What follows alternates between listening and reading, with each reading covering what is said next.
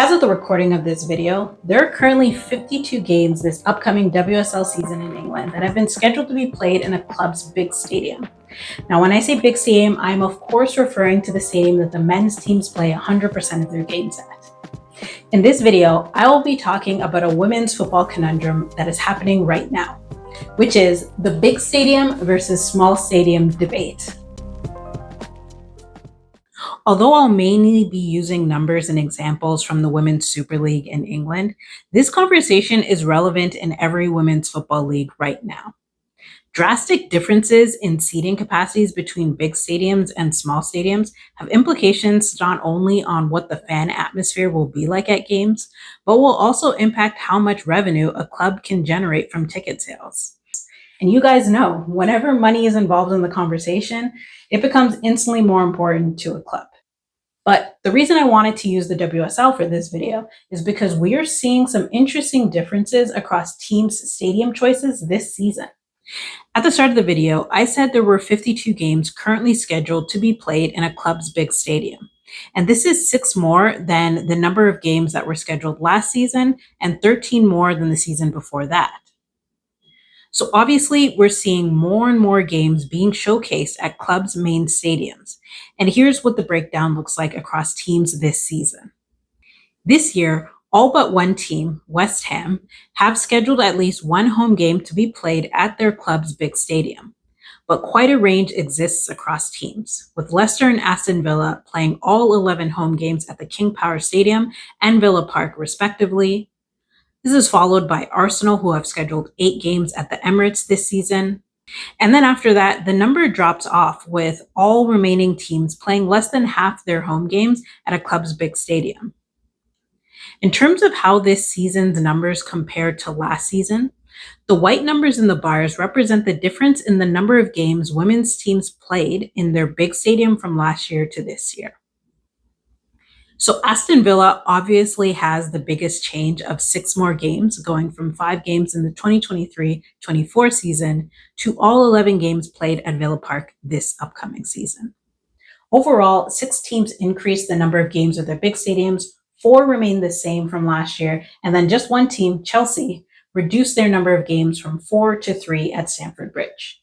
Now, when I look at this graph, there are 3 questions that come to mind for me, and that is, should teams be following in the footsteps of Aston Villa and move to have all their games played at a big stadium? Or should teams fall somewhere in the middle and choose a small number of games to host at their big stadium, like what we see most doing? Or alternatively, should more teams be like West Ham, who have said that although playing at a big stadium is a priority, they want to continue to grow attendance at their current home for the women's team, which has a capacity of around 6,000. Well, obviously, a driving force behind whatever decision a club makes on this is, of course, coming down to attendance.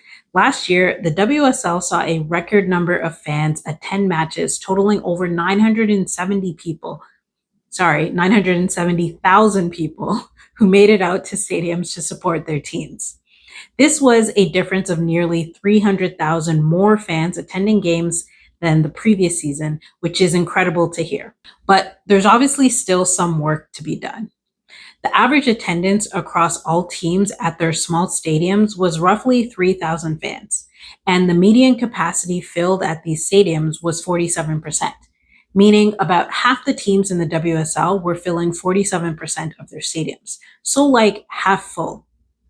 In this figure, the light blue bars represent the average attendance at games last season, and the dark blue bars is the number of fans the stadium can hold. And you can see that generally speaking, attendance at games did not proportionately differ across teams relative to how many fans their stadiums can hold. For example, Liverpool had the largest stadium with a seating capacity of 16,500. However, that did not result in them having the highest average attendance last year. So this could suggest that playing at a club's big stadium won't necessarily bring in more fans, which for some would make it not worth playing there given the costs to host a game at these locations. Well, this next figure shows last year's attendance when the women's teams played at the stadiums their men's teams play at. And here we see the median percentage of how full the stadiums were when hosting WSL games drop to 26% of the stadium being full. However, it is called a big stadium for a reason, and that is because it holds significantly more people. And so, despite the 26% capacity, the median number of fans attending games jumped from around 2,800 at the small stadiums to nearly 15,000 fans attending games at the big stadiums. And although the attendance varies drastically across teams, with Arsenal's average at the Emirates being 52,000 fans compared to Brighton's average attendance at the Amex Stadium being around 6,000 fans, every team still saw a significant jump in fan attendance when they hosted games at their big stadiums. In fact, there was around 7 times more fans attending these games. And so herein lies the conundrum of the stadium debate. Do you prioritize trying to obtain sellout crowds at your small stadium, or do you go for a partially filled, bigger stadium? The trade off, of course, being that a fuller, smaller stadium will have a great atmosphere because it's essentially a packed house. But then there's several thousand fans who will miss out on getting a ticket because there's not enough seats. Alternative is play in a big stadium, which allows many more people to come watch your game, which means more ticket sales and more revenue generated. But it may look empty because you're only filling about 25% of the stadium. And it costs more money to host games at big stadiums. And so there's a very real potential to lose more money than if you just host at a smaller stadium with less fans. Now, everyone is obviously going to have a different opinion on this. And as we see with the teams this season, even clubs all have a different opinion on this. Personally, for me, I'd rather have a more filled crowd at a small stadium than play in a bigger stadium that looks, feels, and sounds empty. And I will use Chelsea as an example. So last November, Chelsea women made headlines during the Champions League group stage matches, and it wasn't only because of the wins they were getting, but was also because of how empty Stamford Bridge looked. In their match against Paris FC, around 3,500 attended the game, which at Chelsea's smaller stadium, Kings Meadow, would have been a decent crowd and about 70% full. But at Stamford Bridge, which holds 40,000 fans, that 3,500 looked bad. And now suddenly it's not as great of an atmosphere because it feels and looks like no one's there. Now, Chelsea actually has no choice. They have to play their Champions League games at Stamford Bridge due to UEFA guidelines related to stadium requirements. And historically, Champions League group stage games, at least for women, don't typically draw big crowds anyways because the opponents sometimes aren't well known or they're not that popular. But when bigger teams are played in more important games, you do see a difference. For example, when Chelsea played Barcelona in the Champions League semifinals at Stamford Bridge just 5 months later, they had a sellout crowd of 40,000 people. And so this brings me to what I think makes the most sense for clubs who aren't ready to play all 11 home matches at a big stadium. And that is to strategically pick games you think will draw the biggest crowds. So, no, I don't think that teams should be like West Ham and play 0 of their games at the big stadiums. I just think that they should be smart about which games they choose to host there. Last season, Manchester City only played 1 game at the Etihad, and it was against their biggest rivals, Manchester United. And this match had an attendance of 40,000 fans. So this is an example of a club that strategically picked their 1 game at a big stadium to be the one they felt could draw in the most fans. And City is not the only team to have done this. Everton and Liverpool, who are also close rivals, played their 1 game at Goodison Park and Anfield, respectively, against each other. And so, personally, if you're like Arsenal and you're consistently getting good attendance at the Emirates, then by all means, host more games there. But if you're like every other team that is more inconsistent in your crowd sizes, then being more thoughtful about which games to host at the big stadium makes the most sense to me.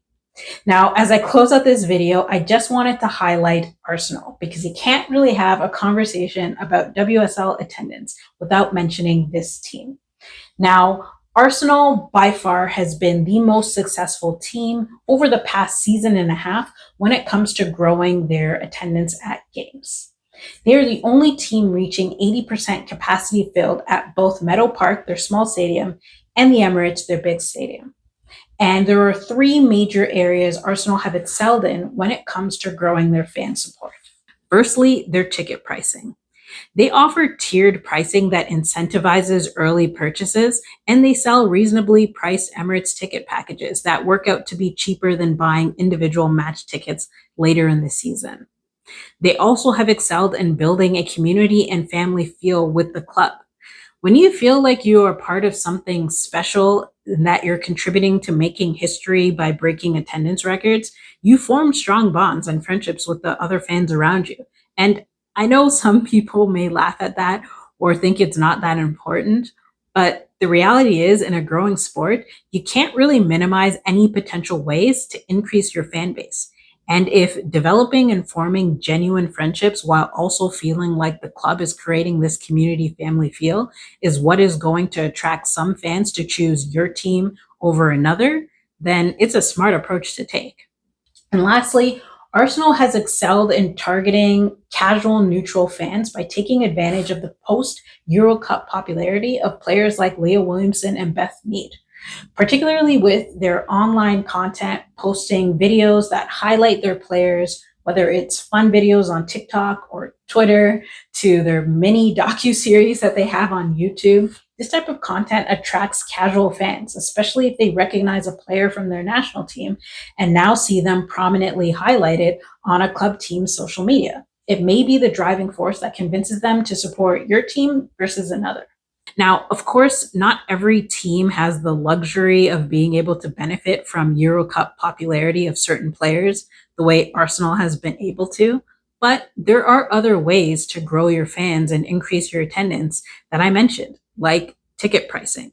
Chelsea actually received a lot of flack last season for how expensive their Stamford Bridge tickets were, and they listened to the fans and reduced tickets by half the price for this season.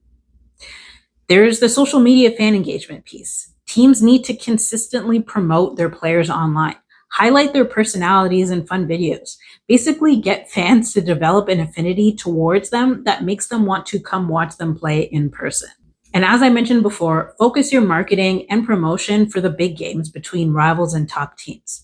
A significant percentage of women's football fans are new fans to the sport and didn't start off as men's football fans first.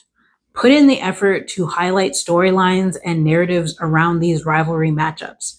Promote the head-to-head records, promote who won last time, and if they've played against each other in cup games, promote those too. Do what you can to make these games more attractive by creating enthusiasm to want to see these matchups in person. It will go a long way to enhancing everyone's overall experience at a game, which will hopefully, in turn, increase the likelihood of them coming back for another one, so that we can one day get to the point where all men and women's teams are playing at and selling out the same stadiums.